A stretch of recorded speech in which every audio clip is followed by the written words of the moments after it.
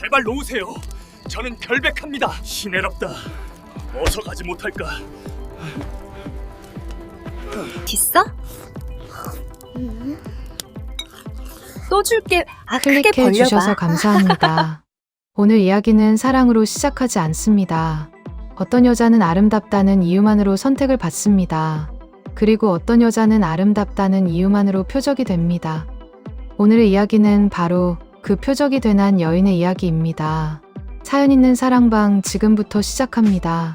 전라도 고창. 사람들 발길이 잦던 그 마을에는 오래전부터 보이지 않는 규칙 하나가 있었습니다. 혼자 사는 여인은 언제나 말이 됩니다. 지켜주는 사람이 없는 여인은 언제나 입에 오릅니다. 그리고 그 말은 결국 누군가의 욕망으로 변하게 되어 있지요. 연하는 그 규칙 한가운데에 서 있던 여인이었습니다. 사람들은 그녀를 미인이라 불렀지만 정작 그녀 자신은 한 번도 그 이름을 원한 적이 없었습니다. 부모 없이 어린 동생 하나를 키우며 하루하루를 버티듯 살아가던 처녀. 눈에 띄는 건 얼굴이 아니라 그녀의 처지였습니다. 낮이면 사내들의 시선이 쏟아졌고 밤이면 여인들의 혀가 움직였습니다. 그건 맞지? 근데 저런 애들이 꼭 문제를 만든다니까. 혼이 나면 집안 망신이여. 사람들은 말했습니다. 하지만 그 말 속엔 사실 이런 뜻이 숨어 있었습니다. 저 여자는 아직 아무에게도 속하지 않았다. 그 무렵 마을에는 모두가 부러워하는 사내가 있었습니다. 김첨지의 외아들, 도윤도령. 사람들은 그를 두고 신랑감이라 불렀고 여인들은 그를 두고 꿈이라 불렀습니다. 그러나 그가 지나간 자리에는 언제나 같은 소문이 남았습니다. 처녀는 울고 도는 움직였으며 사람들은 금세 잊었습니다. 도윤도령은 가진 것이 많았고 그만큼 두려움이 없었습니다. 거절당해 본 적이 없었고 거절을 받아들여 본 적도 없었지요. 그런 그에게 연하는 이상한 존재였습니다. 쉽게 웃지 않았고 먼저 다가오지 않았으며 무엇보다 그를 피해 다녔습니다. 여기서 이야기는 흔히들 착각하는 방향으로 흘러가지 않습니다. 도윤도령은 연하를 사랑하지 않았습니다. 그는 연하를 가져야 할 대상이라 여겼을 뿐입니다. 그리고 그가 택한 방법은 아주 오래된 것이었습니다. 여인을 직접 건드리지 않고 가장 약한 곳부터 흔드는 방법. 그날 밤 도윤도령이 찾은 이는 연하가 아니었습니다. 어린 동생 복이었습니다. 초라한 초가집 앞 달빛 아래 사내 하나가 서 있었습니다. 킁킁 저기. 문을 연 것은 아직 세상 물정을 모르는 아이였습니다. 도윤도령은 아이의 손을 잡고 담장 쪽으로 이끌었습니다. 그리고 품에서 보자기를 꺼냈지요. 그 안에는 아이의 눈을 단숨에 사로잡을 만큼 화려한 떡과 과자가 담겨 있었습니다. 어서 먹거라. 이런 건 아무나 먹는 게 아니다. 아이의 얼굴이 순식간에 밝아졌습니다. 아저씨는 왜 저한테 이렇게 잘해주세요? 도윤도령은 아이의 머리를 쓰다듬으며 웃었습니다. 그냥 내가 착해서 그렇다. 그날 이후 그 사내는 밤마다 찾아왔습니다. 항상 먹을거리였고 항상 웃음이었으며 항상 작은 질문 하나가 따라왔습니다. 누나는 뭐하니? 누나는 어디 다녀왔니? 누나랑 목욕은 언제 했지? 아이에게는 그저 수다였습니다. 하지만 사내에게는 계산이었습니다. 그리고 결정적인 밤이 왔습니다. 그날도 과자가 놓였고 아이는 익숙하게 손을 뻗었습니다. 그때 도윤도령은 조용히 물었습니다. 복이야. 누나 몸에서 이상한 건 없었니? 아이는 고개를 갸웃했습니다. 이상한 거요? 아, 하나 있었어요. 그 말에 사내의 숨이 멎는 듯 했습니다. 뭐였지? 아이는 아무 생각 없이 말했습니다. 누나는요, 저랑 다른 게 있어요. 허리 밑에 저한테 있는 그게 없어요. 그 순간 도윤도령의 얼굴은 완전히 바뀌었습니다. 웃음은 사라졌고 눈빛은 차가워졌습니다. 망할년. 그는 과자를 걷어차듯 일어서더니 어둠 속으로 사라졌습니다. 뒤에서 아이는 해맑게 외쳤습니다. 형, 내일도 오죠? 과자 또 사오는 거죠? 하지만 그날 이후 그 사내는 다시 나타나지 않았습니다. 그리고 이제부터가 진짜 이야기의 시작입니다. 도윤도령은 포기하지 않는 사내였습니다.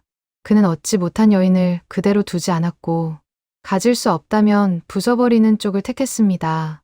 며칠 후부터 마을에는 이상한 소문이 돌기 시작했습니다. 들었나? 도윤도령이 연하랑 밤을 보냈다더라. 처음엔 웃어넘길 말이었습니다. 하지만 그 말은 사람 입을 타고 점점 형태를 갖추기 시작했습니다. 그때 아무도 몰랐습니다. 그 소문이 실수로 나온 말이 아니라 아주 정교하게 계산된 첫 번째 칼날이라는 것을요. 그는 여인을 가지려 했고 그녀는 침묵으로 버티고 있었습니다. 그러나 세상은 침묵한 쪽을 항상 의심합니다. 도윤도령이 연하의 집을 끄는 뒤 마을은 잠시 조용해 보였습니다. 하지만 그 고요함은 폭풍 전의 침묵과도 같았습니다. 사람들은 이미 입을 열 준비를 마치고 있었기 때문이지요. 자네 들었는가? 무슨 말이여? 도윤도령이 연하랑 밤을 보냈다더라. 처음엔 누구도 크게 믿지 않았습니다. 연하는 그런 여인이 아니었고 도윤도령은 그럴 필요가 없는 사내였으니까요. 하지만 소문이란 것은 사실보다 사람들의 기대를 먹고 자라납니다. 그래도 그럴듯하긴 하지 않나. 미인이고 혼자 살고. 부잣집 도령이 가만둘 리가 있나. 발은 말을 부르고 혀는 혀를 찾았습니다. 그렇게 확인되지 않은 이야기는 어느새 확신처럼 퍼져나갔습니다. 그날 이후 연화의 집에는 변화가 생겼습니다. 늘 들락거리던 매파의 발길이 뚝 끊겼고 이웃들의 눈길은 예전보다 훨씬 오래 머물렀습니다. 말을 걸던 이들은 말을 삼켰고 웃던 얼굴들은 고개를 돌렸습니다. 연화는 아무 말도 하지 않았습니다. 아니, 할 말이 없었습니다. 사람들은 묻지 않았고 이미 답을 정해 두었으니까요. 그녀에게 남은 건 하루를 버티는 일이었습니다. 냉이와 달래를 캐 고장에 나가 팔고 동생의 손을 잡고 집으로 돌아오는 일, 그리고 어머니처럼 의지하던 이모의 얼굴을 마주하는 일이었습니다. 연아야, 요즘 마을이 좀 수상하다. 연하는 고개를 끄덕일 뿐 아무 말도 하지 않았습니다. 이모는 그 침묵이 두려웠습니다. 말이 없는 사람은 늘 가장 먼저 의심받기 마련이니까요. 며칠 뒤 결국 사람들의 입에서 결정적인 말이 흘러나왔습니다. 연하가 관아에 고소를 하러 간다더라. 그 순간 마을은 벌집을 건드린 듯 술렁였습니다. 뭐라고? 그 여자가? 도련님을 상대로? 사람들은 연하를 걱정하지 않았습니다. 그들은 자신들이 틀렸을지도 모른다는 가능성을 두려워했습니다. 관아 앞에는 이른 아침부터 사람들이 모여들었습니다. 며칠 전까지만 해도 개 한 마리 없던 곳이 이날만큼은 발 디딜 틈조차 없었지요.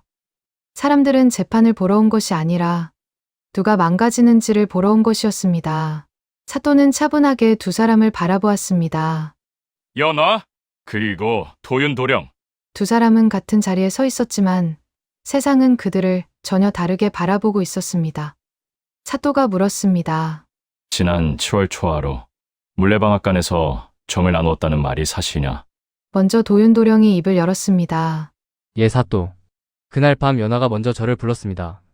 저를 끌어안았고 저는 사내로서 어찌할 도리가 없었습니다. 그의 목소리는 침착했고 표정에는 조금의 부끄러움만 묻어 있었습니다. 사람들은 그 모습에 고개를 끄덕였습니다. 이어서 연하가 말했습니다. 사또, 저는 그런 적이 없어. 이는 모두 도윤도령이 저의 명예를 실추시키려 지어낸 말이옵니다. 그녀의 목소리는 떨리지 않았지만 사람들의 반응은 차가웠습니다. 거 마라! 역시 아니라고 할 줄 알았어? 몸은 줘놓고 혼인은 안 해준다 하니까 이제 와서 발뺌이여. 연하는 그 말들을 듣고도 고개를 들지 않았습니다. 이미 무슨 말을 해도 소용없다는 걸 알고 있었으니까요. 사또는 잠시 생각하더니 다시 물었습니다. 그렇다면 자네들의 말 중 무엇이 사실인지 증거가 있는가? 그 순간 관아는 완전히 조용해졌습니다. 연하는 아무 말도 하지 못했습니다. 증거란 언제나 힘 있는 쪽의 것이니까요. 바로 그때 도윤도령이 벌떡 일어섰습니다. 사또. 제가 이 말까진 하지 않으려 했으나 더는 참을 수 없군요. 사람들의 시선이 그에게 쏠렸습니다.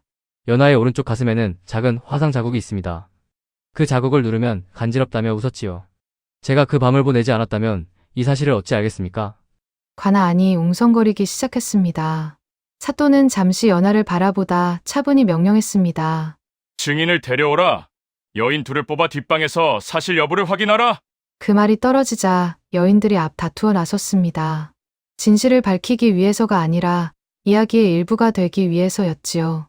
잠시 후 여인 둘이 고개를 숙인 채 방에서 나왔습니다.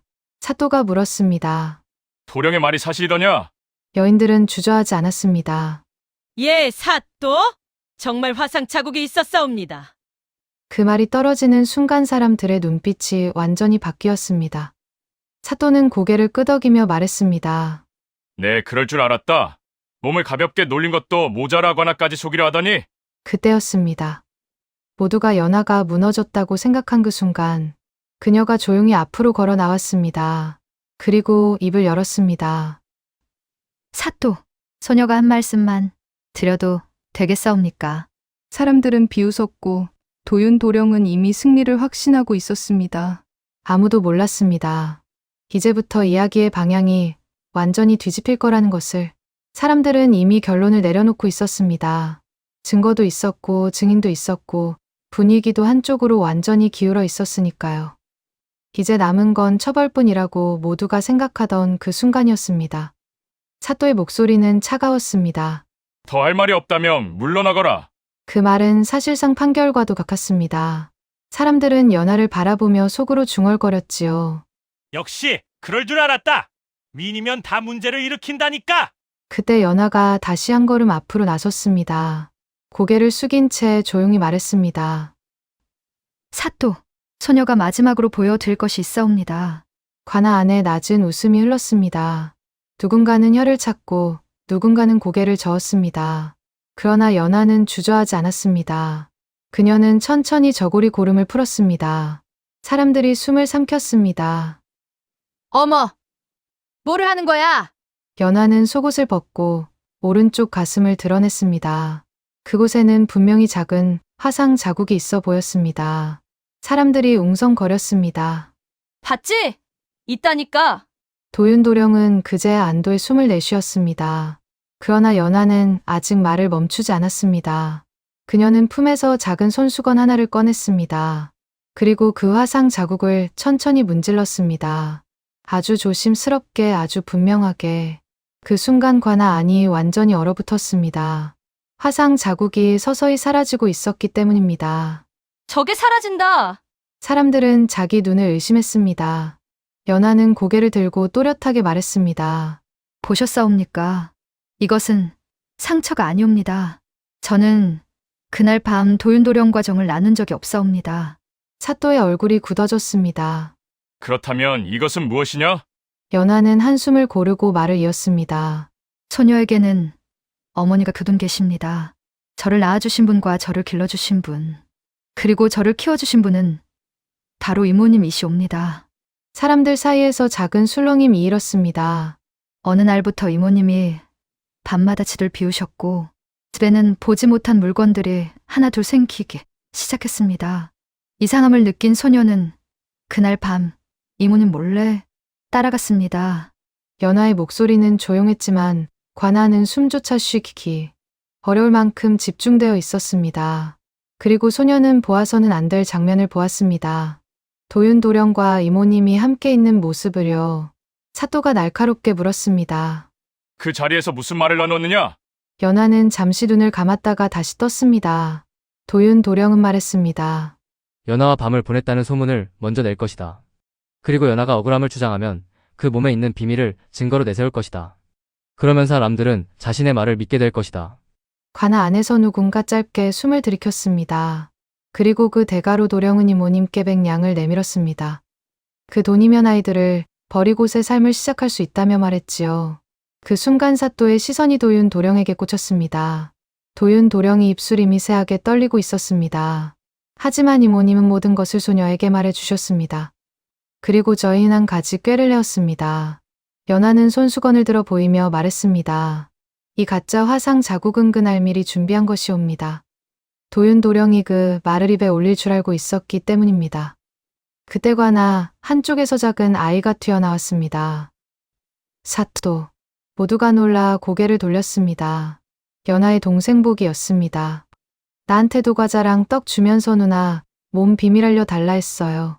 아이의 마른 꾸밈도 계산도 없었습니다. 그저 사실이었습니다. 사또는 탁자를 세게 쳤습니다.